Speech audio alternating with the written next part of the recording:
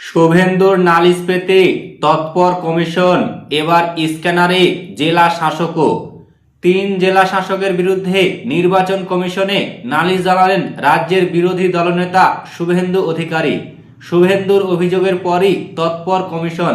জেলা শাসকরা এখন নির্বাচন কমিশনারের স্ক্যানারে।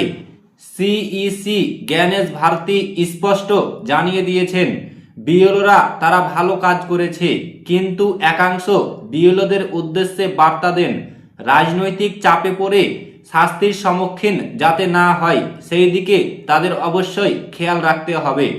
শুক্রবার পরিবর্তন সংকল্প সভা ছিল পূর্ব বর্ধমান মেমারির পাল্লা ক্যাম্পে। সেখানে রাজ্যের বিরোধী দলনেতা শুভেন্দু অধিকারী পূর্ব বর্ধমানের জেলা শাসক আয়েশা রানীর নাম করেন।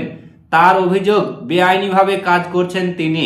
শুভেন্দু নিজে জানান, আমি হুগলি আর পূর্ব মেদিনীপুরের জেলা শাসকদের বিরুদ্ধে জ্ঞানেশ ভারতীকে অভিযোগ জানিয়েছি।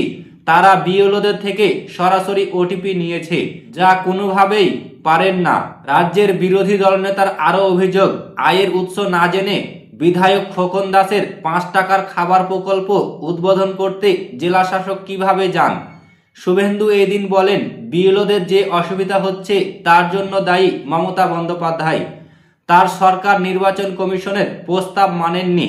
উল্লেখ্য, ফর্ম ডিজিটাইজেশনের বিষয়টি বিএলওদের একাংশ বিক্ষোভ দেখিয়েছে। রাজ্যের একাধিক ক্ষেত্রে ছবি ধরা পড়েছে। তাদের অভিযোগ, একটাই ফর্মে ডিজিটাইজেশনের ক্ষেত্রে অনেকটা সময় লেগে যাচ্ছে। সেক্ষেত্রে এত ফর্ম এত স্বল্প সময়ে তারা কিভাবে করবেন। ডেটা এন্ট্রি অপারেটর এবং বাংলা সহায়তা কেন্দ্রের কর্মীদের নিয়ে দল করার কথা। তারাই বিএলওদের সাহায্য করবেন, তবে সেক্ষেত্রে গাফিলতি রয়েছে বলে অভিযোগ ওঠে। তো ফ্রেন্ডস, এই ছিল আজকের ভিডিওটি ভালো লাগলে অবশ্যই লাইক করবেন, শেয়ার করবেন এবং চ্যানেলটিকে অবশ্যই সাবস্ক্রাইব করবেন।